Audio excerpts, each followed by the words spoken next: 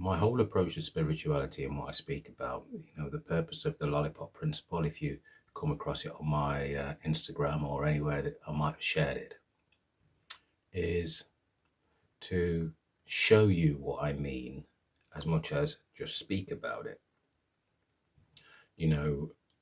Everywhere that you look, people are talking about spirituality and all this kind of stuff.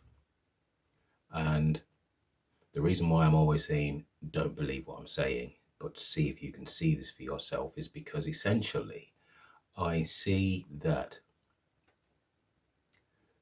our minds are conditioned to believe.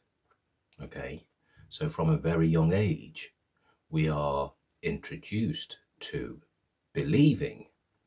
It begins with things like Santa Claus, Father Christmas, or whatever. And, we have things like Easter Bunny and Tooth Fairy and all of these kind of things that are, to entice the child mind into kind of developing a belief.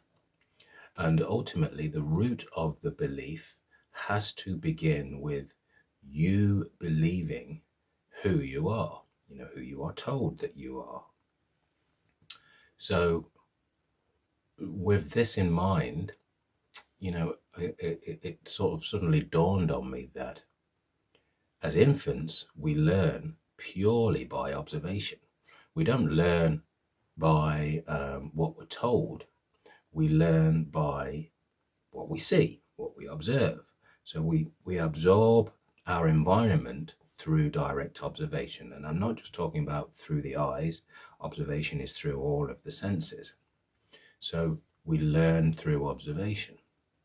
But then once we arrive or we reach kind of the age where we're being educated sort of directly or indirectly, meaning through the sort of family environment, which is the indirect education. And then we go on to direct education, which is through the sort of community and that kind of thing. Then our observation it's kind of consumed in a way by words. Everything gets replaced by words. So then our learning essentially becomes it's like a programming. We're learning all these words for things, and it's essential that we believe in the words that we have learned.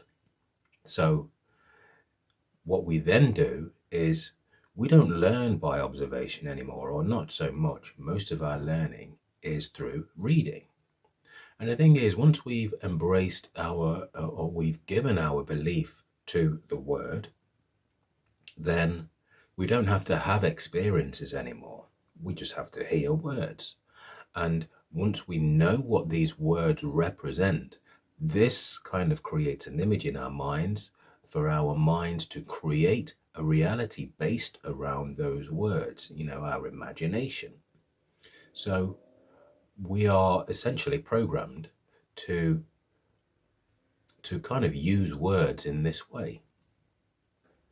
So the lollipop principle is basically a method of allowing us to see this whole process, and also allowing us to understand spirituality from a whole different sort of viewpoint. That's the essence of it. But then today, what I also wanted to share with you is this is my necklace with this pendant on it, fake green malachite pendant. I bought this from one of these mind, spirit, body, spirit fairs. It's supposed to be green malachite stone, but it's not real.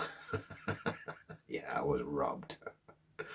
But anyway, I bought that at a point or at a time when I believed in all of that kind of stuff. But nevertheless, I still have this.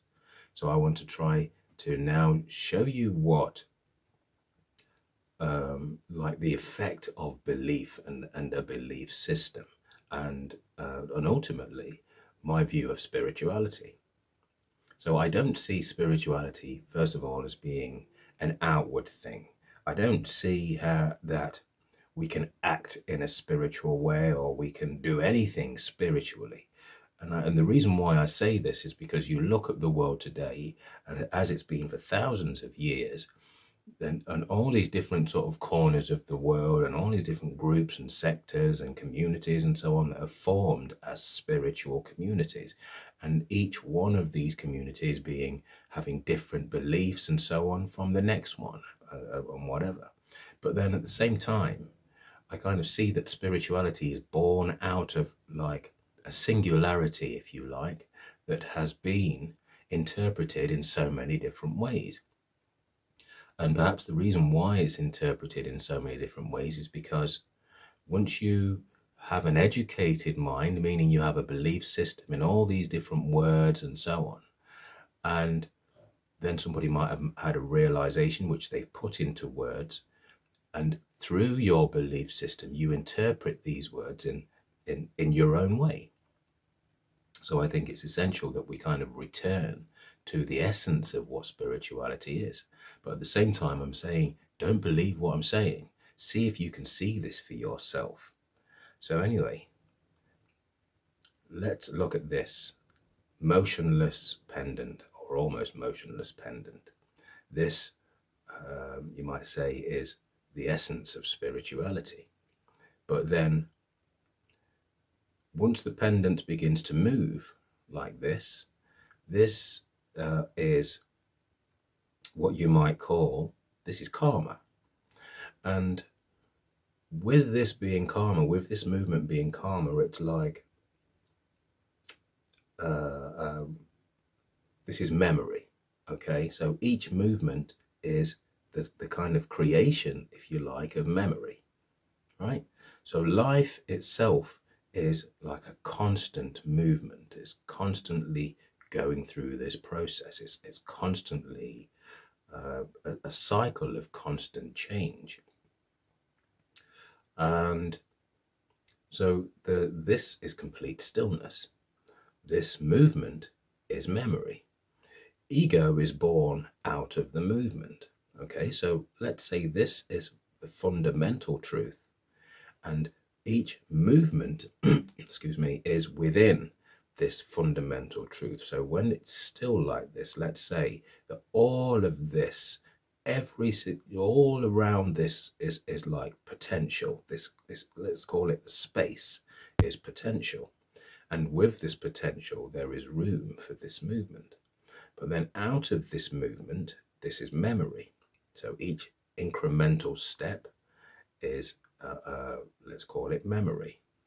But then out of this memory is born ego. So when I'm speaking about ego in my posts, this is the spiritual mind.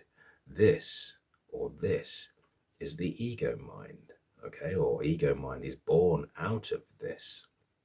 So ego mind doesn't know about this stillness because ego mind is essentially born out of the movement, okay?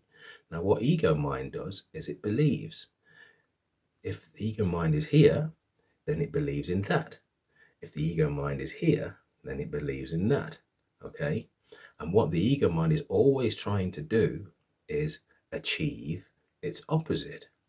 And we see this now, this is prevalent now as it's always been. We have success and we have failure. So ego mind believing in success has to have a beginning point, which is failure. Ego mind believing in material wealth, it has to have poverty. So material wealth is over here. This is the achievement. Ego mind is always trying to achieve its opposite. It sees itself as separated from its opposite, whereas a spiritual mind doesn't see itself as separate from anything. It just sees all of this as potential, okay?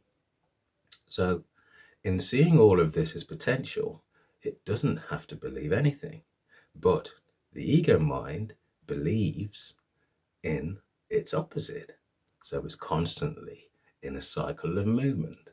Now, the reason why I call this karma is because in one lifetime, you might see yourself as in poverty or poor, and you manage to achieve material success and wealth.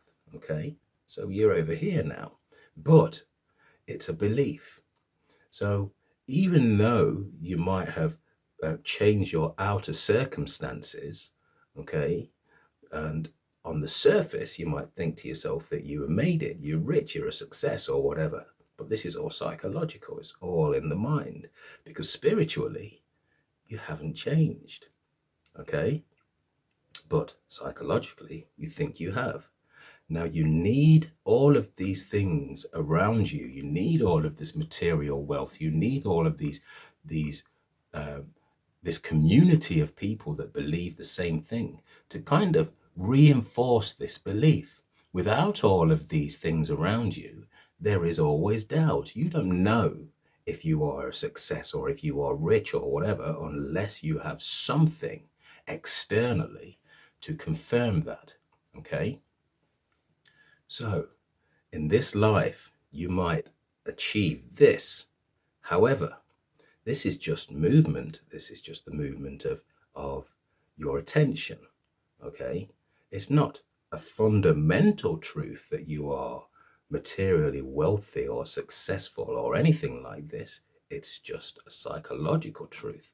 But being a psychological truth, this means that it's how you have focused your attention. So with this being your focus of attention, basically, it's all in the mind, right? But being all in the mind, this just means that this is like your investment of energy. Your belief is an investment of energy, right? So you've invested your energy into this belief, and this is where you think you are, okay? Now, it's karmic because you only think this is where you are in this lifetime. You don't think it's where you are as an infant. You don't think it's where you are when you're born. You don't think you are anywhere. You are just born. Okay, we'll call this cycle of birth and death. You just come into this life, and then eventually you learn that you're either poor or rich.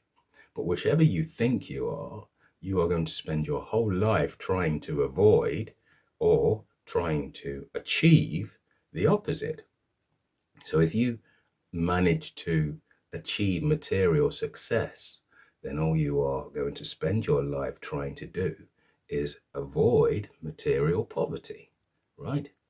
But once this lifetime finishes, this energy doesn't just disappear, right? It doesn't just disappear because this movement has started. So your next incarnation or birth or whatever you want to call it means that this has become your potential. This might be, this is likely going to be where you are going to end up. And if you look at life, right, as an infant or as a young child, we all go through this process of life resisting our circumstances in some way or another. So it doesn't matter how great your surroundings and your environment is, we resist our environment in some way or another because it kind of goes against what is fundamentally true for us, right? So as the infant, now you might be born into this material wealth, but you don't recognize it, you don't understand it, and there is room for resistance. So this movement keeps on going. And this kind of, even if we're speaking about religion, okay, this is heaven, this is hell. So you spend your life believing in this concept of heaven, and you might achieve that. You might, at the end of this life, you might find this what you think is heaven. But because of this belief that you are this physical being, then even in that sort of heavenly state in your next life, there is the potential to arrive at the gates of hell, okay? And it's this constant movement because you believe that you are the movement as opposed to the stillness, observing the movement, right? So this is the kind of the cycle of karma. This is the cycle of birth and death and rebirth and so on and so on, is we kind of are conditioned to believe that we are one thing or another, and we spend our lives either trying to maintain this belief or trying to be its opposite. It doesn't matter what you apply this to. If you look at anything in terms of, you know, our conceptual sort of view of life, everything has has an opposite that kind of defines its opposite. So things like fat, or you know, fat kind of defines what it is to be thin. Black defines what it is to be white. Dark defines what it is to be light, and so on. You know, day defines what night is. We can't have the definition without having the opposite. Okay, and if you don't have the opposite, then you have neither. If you don't have night, then you don't have day, because you have nothing to define the one or the other. So when you are rid of one, you are rid of both, then the movement ceases. What remains is the potential. So this, looking at it like this, as long as, you know, I've said in some of my previous videos that the biggest problem that we face in humanity is that we believe. That the root of our problems is what we believe. As long as we hold on to our beliefs, and it doesn't matter what they are, it doesn't matter how noble, how upright, how righteous our beliefs are, the belief remains a belief because we don't truly know, and we don't see, we don't understand. It's like when I've spoken before about the infant mind. Now I want to now make a distinction between the infant mind and the child mind. The infant mind is prior to education, sort of from external sources, whether it's in the home, the family home, or at school. That's the infant mind. So it's the very young infant, okay? Well, not even, hardly even started to talk, or rather even started to walk. They're just able to look around the room and absorb their surroundings through observation. That's the infant mind.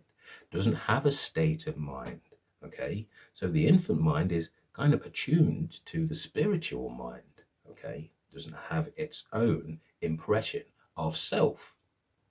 The child mind does have an impression of self. It's learned to believe that it is this body, this mass of flesh and bone.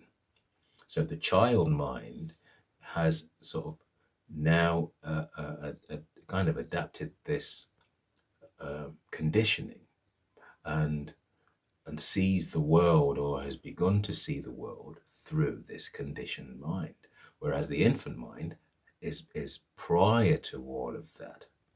So in some sort of circles of spirituality speak about being returning to your inner child and so on. Now, in my view, it's our kind of inner infant. You know, if I say inner child, inner infant, this is what I'm speaking about. It's the state of mind prior to having beliefs, the state of mind prior to believing that this is me, okay? In many spiritual circles, people speak about, say things like, we are all spiritual beings. Well, from a spiritual standpoint, we are not all spiritual beings. This reinforces the idea of separatism, that we're all separate individuals, so we're all separate spirits. This is the ego sort of view, the ego approach. But in reality, we are all the spiritual being. Let's put it that way. There's no separation in us as the spiritual being. This is spiritual being, but it's not a being as in a physical being. It is purely a state of being, okay? Not being something, just simply being. That's this. But when we are all spiritual beings, this is one being, this is the other being. The separation, the division. And this division, people speak a lot about us being divided and how people are trying to divide us and separate us and so on and so on. But if you believe that you are a spiritual being and I am a spiritual being, then the separation isn't coming from outside of you. It's already within you.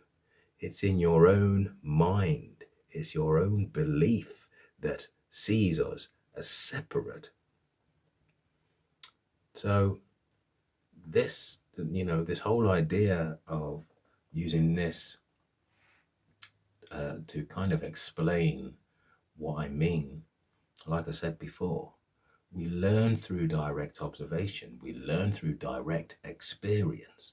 We don't learn through words and so on. If I tell you not to put your hand in the fire because it'll burn, you don't know that the fire is going to burn you until you put your hand in the fire. Okay, so I'm just speaking words. I think we've kind of embraced all of these concepts about words and what they mean and so on, and and I think to a large extent we can see this with like the meme culture that we kind of adapted. We share all these little memes with all these quotes and stuff from dead people of the past, meaningful quotes, and it's like it's still reinforcing this program. We're still kind of trying to program ourselves with bite-sized pieces of information. I remember when I was at school, and the early computers that we used to have in back in the 80s were quite simple. They had very little memory capacity or whatever. But some of you will remember this. If you put a simple program, 10 was the line number of the program. 10, print, Pete, in inverted commas. And then line 2 was 20, go to 10. So this was a cycle. So basically the first line was telling the computer to print Pete, and the second line was telling the computer to repeat the first line. And what effect this had was it would print Pete all over the screen. So it was just constantly playing this program. So just 2 lines with very, half a dozen words in was enough to fill the screen with information. And that's exactly what we're doing now with all these memes. We're filling our minds with these couple of lines of what we think of as being wise words. So this might surprise you as well. I don't regard words as being wise. I think there's more truth in saying that maybe there are words of wisdom than there are wise words. And that's something that I'm going to leave you with to contemplate.